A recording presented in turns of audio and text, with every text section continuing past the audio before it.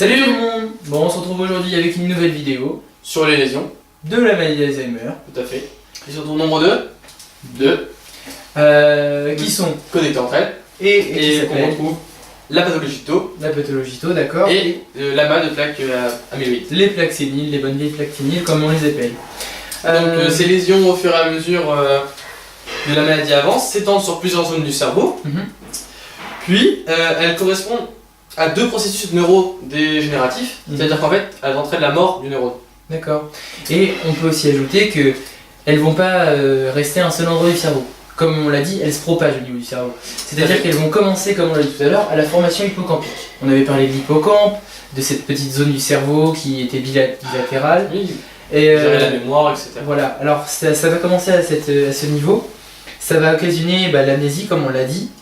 Et puis, les lésions vont s'étendre, allant jusqu'au cortex frontal, occasionnant les troubles de l'attention et d'action.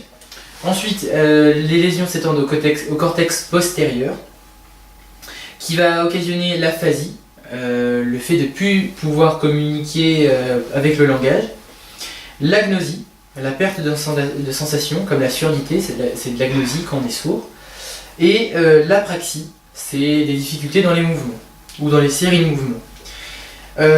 Ensuite, les lésions vont se propager jusqu'au système limbique, qui vont occasionner les troubles émotifs, puis jusqu'au système réticulaire, qui va occasionner les troubles de la vigilance et du sommeil.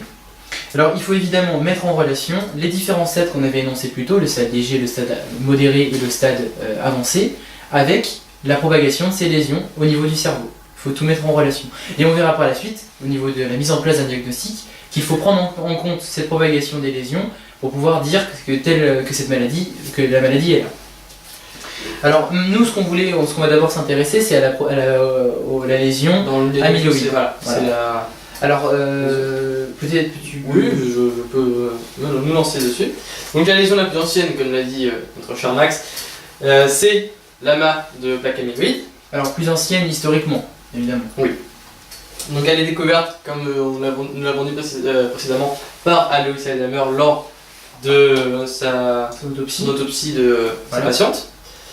Donc en fait c'est grâce à une méthode argentine de coloration des tissus observés au microscope optique, voilà, alors comme une photographie, qui va pouvoir en fait repérer ces plaques. Voilà, comme une photographie, il va marquer les plaques amyloïdes et il va réussir à les voir au microscope optique. Donc décrite par un scientifique au début du XXe siècle, et ce n'est qu'en 1984, oui, c'est ça, 84, que les plaques amyloïdes ont commencé à livrer leurs secrets aux scientifiques. Et donc grâce à George Glenner, George Glenner, et son équipe, donc ces plaques appelées plaques séniles sont des amas fibreux de 30 à 100 micromètres de diamètre à l'extérieur des neurones. Alors voilà, on a dit que ce sont des plaques. Des plaques, comment ça se forme, qu'est-ce qui se passe, pourquoi? Alors tout d'abord, il faut parler du principal constituant de ces plaques. Le principal constituant de ces plaques, c'est le peptide bêta-amyloïde. Alors comment est-il créé? C'est très simple en fait. Il va y avoir d'abord une première protéine qui est synthétisée. Cette protéine s'appelle l'APP.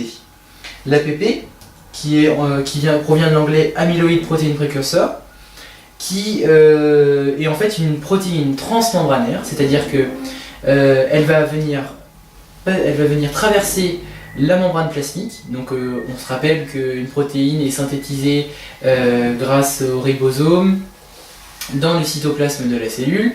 Après être synthétisée, la protéine va se balader dans le cytoplasme et va finir par transpercer la membrane plasmique, venir sortir un morceau de sa chaîne en acide aminé et un autre morceau rester dans la cellule. C'est-à-dire que on va avoir une image, je vais vous faire afficher une image tout de suite.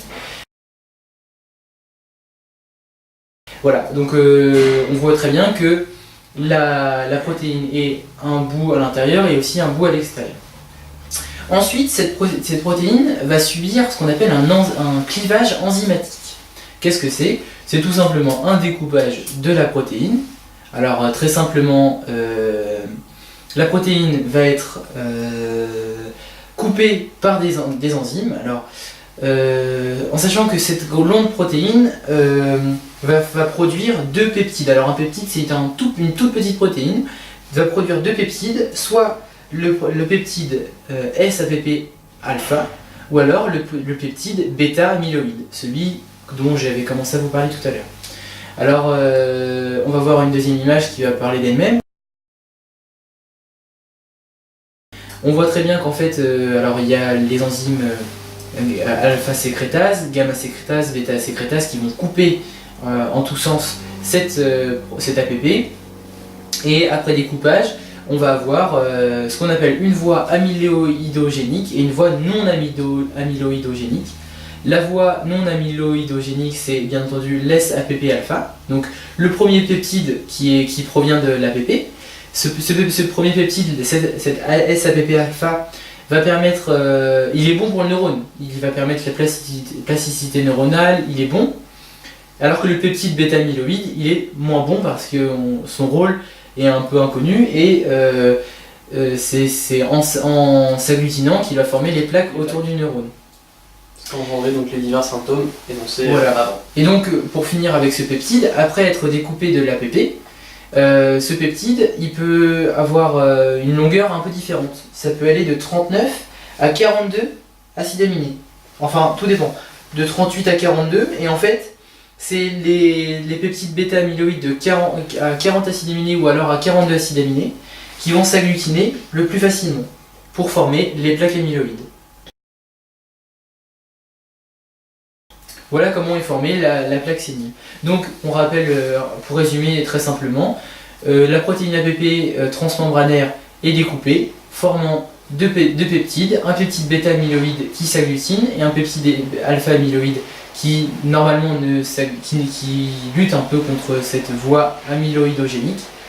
Et avec la vieillesse, il y a plusieurs facteurs évidemment, comme des mutations, des facteurs comme la vieillesse, mais aussi comme dans le niveau du mode de vie, plusieurs choses rentrent en compte et font que le peptide bêta-amyloïde qui est présent naturellement dans l'organe va s'agglutiner de plus en plus à la vieillesse. Comme je l'avais dit la dernière fois, aussi l'anxiété. Par exemple l'anxiété, voilà. Et donc ce peptide va s'agglutiner, former des plaques et va créer la mort du neurone. Et on dit qu'il est connecté avec la protéine Tau, on le verra plus tard car par exemple il va opérer à l'hyperphosphorisation du neurone et donc l'entrée en calcium plus grande dans le neurone. Et pour finir, on verra que ça rend aussi la mort. La mort neuronale, voilà, donc parfois le suicide, ce qu'on dit suicide neuronal, l'apoptose. L'apoptose, c'est ça. Voilà. Donc on voit que le peptide s'agglutine et forme des plaques. On va voir bientôt la prochaine lésion qui est la tauopathie ou la protéine Tau. C'est ça. Donc on peut parler de la deuxième lésion.